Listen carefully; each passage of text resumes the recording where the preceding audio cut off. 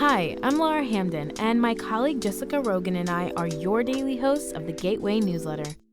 We meet with the editors in the STLPR newsroom every weekday to bring you the top local stories of the day in a quick and easy 6-minute read by 6 a.m. In an age of overwhelm, it's a refreshing, thoughtful take on the news day, if we do say so ourselves. Fine-tune your daily news habit with the Gateway newsletter. Subscribe at stlpr.org/gateway.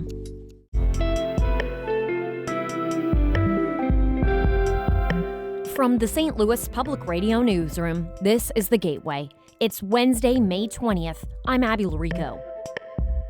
The Bishop of the Episcopal Diocese of Missouri is opening up for the first time about how the nation's immigration system separated his family for a year.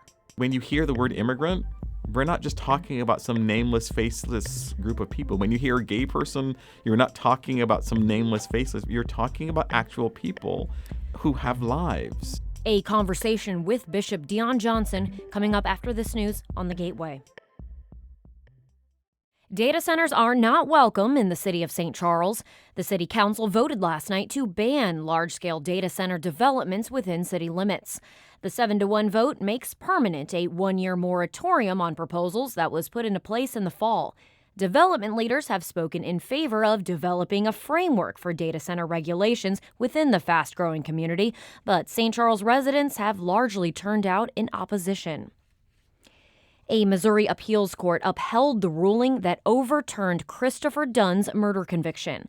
As St. Louis Public Radio's Chad Davis reports, Dunn says it's been a long and stressful journey. A lower court judge ruled in 2024 that Dunn was wrongfully convicted of the 1990 murder of Rico Rogers. The conviction was based on testimonies from two people who later recanted. Dunn spent 34 years in prison. The appeals court ruling comes exactly 36 years and 1 day after Rogers was killed. Dunn says while he's trying to make every day worth living, the ongoing legal battles have caused anxiety and stress. I still feel like I'm in prison to a degree. And not knowing if waking up would be a better option for me, or if I should just remain in that bed and just exist. A spokesperson for the Missouri Attorney General said they're reviewing the ruling and considering next steps. I'm Chad Davis, St. Louis Public Radio. A St. Louis judge is weighing whether to force the city to spend another $68 million on police by June 30th. Judge Joan Moriarty heard arguments yesterday in a lawsuit filed by the state-appointed board that oversees the city's police department. The board argues the city was required to include RAM settlement and budget reserves when it calculated police funding in its current budget. The city is required to spend a set percentage of general revenue on policing. Board attorney Chris Graville told the judge that the state Supreme Court had given her a clear definition of general revenue to follow. The city revenues break down binary, special revenue or general revenue. If it falls into that general revenue category, Judge, the percentage applies. The city, though, says that settlement funds and reserves are not revenue under generally accepted accounting principles. Andrew Wheaton is an attorney for the city. Revenue, by nature and by definition, is necessarily tied to a specific interval of time. It means nothing to say, I have revenue of $1 million. The judge will rule at a later date. Her decision may also impact the amount the city has to give to the police department in the budget that begins July 1st. Police shot and killed a man in downtown St. Louis Tuesday morning after investigators say he threatened officers with a pipe and a knife. Police responded to calls about the man swinging a metal pipe near Locust and Broadway just before 11 a.m. That's close to the Federal Reserve Bank of St. Louis. Police said the pipe looked like something that might be part of a pop-up tent. Police say when officers arrived, the man ran and refused to put down the pipe. When they caught up with him near the Missouri Athletic Club, police tried to use a taser but say it had no effect. Police say the man then charged at officers with the pipe, and an officer fired shots. They say the man dodged the gunshots, pulled out a chef's knife, and charged at officers again. At that point, a police officer fired and struck him. The man fell and was taken to the hospital, where he later died from his injuries. No officers were hurt. The St. Louis Metropolitan Police Department is investigating the shooting. Officers are trying to identify the man and determine whether he had threatened anyone before officers arrived. A nonprofit known as Team Jakey has raised more than $500,000 for suicide prevention and mental health awareness in St. Louis since 2014. St. Louis Public Radio's Kayvon Mansouri reports on the group's fundraising event this week. The Zeller family formed the nonprofit in 2014 in memory of Jake Zeller, who died by suicide the year before. Since then, the group has worked to end the stigma around mental health issues while providing hundreds of thousands of dollars to suicide prevention. Logan Janis is Team Jakey's executive director. He was a guest on St. Louis on the Air. We are, if really nothing else, awareness. We are not licensed therapists. We are persons and people that have gone through a traumatic event. The group will hold a fundraising event on Thursday at Forehand Brewery's downtown location. If you or someone you know is struggling, help is available. Call or text 988 to reach the Suicide and Crisis Lifeline, available 24/7. I'm Kayvon Mansouri, St. Louis Public Radio. Missouri lawmakers have approved legislation allowing schools to hire armed guards known as Missouri Rangers. The bill passed along party lines during the final days of the legislative session and now heads to Governor Mike Kehoe.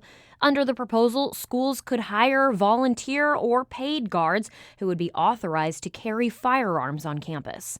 Supporters, including the bill's Republican sponsor, say the measure gives schools the option of using more highly trained personnel. The legislation also includes additional firearms and emergency response training, along with physical fitness requirements for applicants. Democrats in both the House and Senate opposed the bill, arguing that more guns in schools is not the answer to school safety concerns. Governor Kehoe has until mid-July to sign or veto the legislation.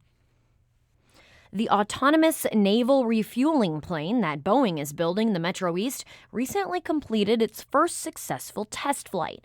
As STLPR's Will Bauer reports, the MQ-25A Stingray's promising flights means Boeing will continue moving its production along. The MQ-25 isn't like a typical drone that's remotely piloted. It's autonomous and flies itself. The Navy wants to use it to phase out using the FA-18 Super Hornet for refueling. That will allow the FA-18 to refocus on combat. The MQ-25 also has a longer range, which should help protect naval sailors on aircraft carriers. Troy Rutherford is the vice president of the MQ-25 program. What we're doing here locally in St. Louis and what Boeing's piece of this is really setting carrier aviation for the future, which is just really, really exciting for us and the entire team. The first plane that will be completely built in Mascoutah is already under production. The Navy still needs to do some testing. When production ramps up, Boeing's Metro East facility will employ 300 people. I'm Will Bauer, St. Louis Public Radio.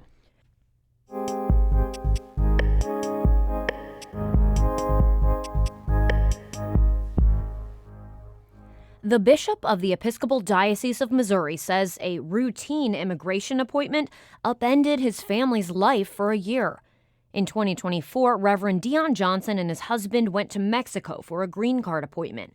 Johnson says it ended with an immigration officer telling his husband he had to remain in the country for a year or risk being deported and barred from the U.S. for a decade. STLPR's Marissa Ann Lewis-Thompson spoke with Johnson about how the separation affected their children, how Johnson navigated it as an immigrant himself, and why he's choosing to share his story a little more than a year after his husband's return to St. Louis. We went for a standard, green card interview with, physical and biometrics and all of that stuff. And the officer looked through his paperwork, found no deficiencies, no criminal background, no criminal records, no anything. But looked at him and said, "You have not lived in Mexico for most of your life. You need to remain here for the next year."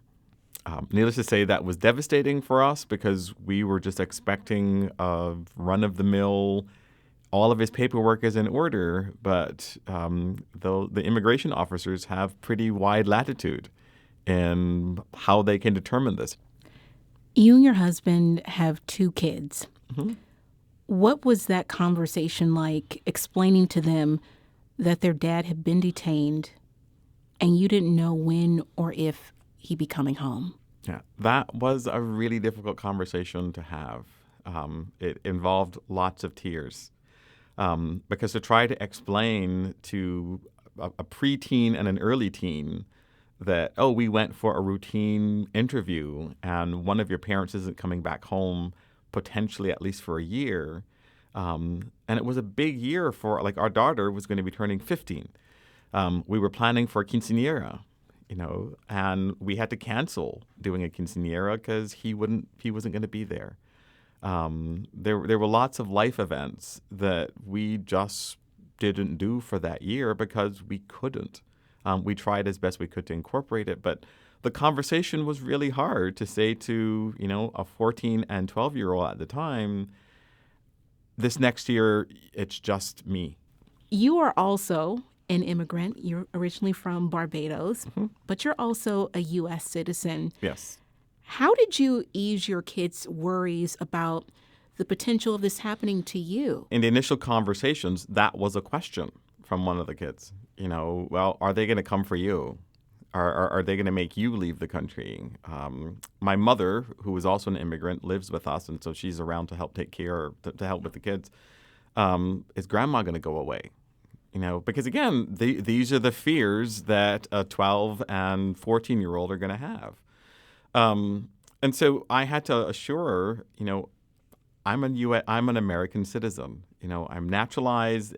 I am not going to go anywhere.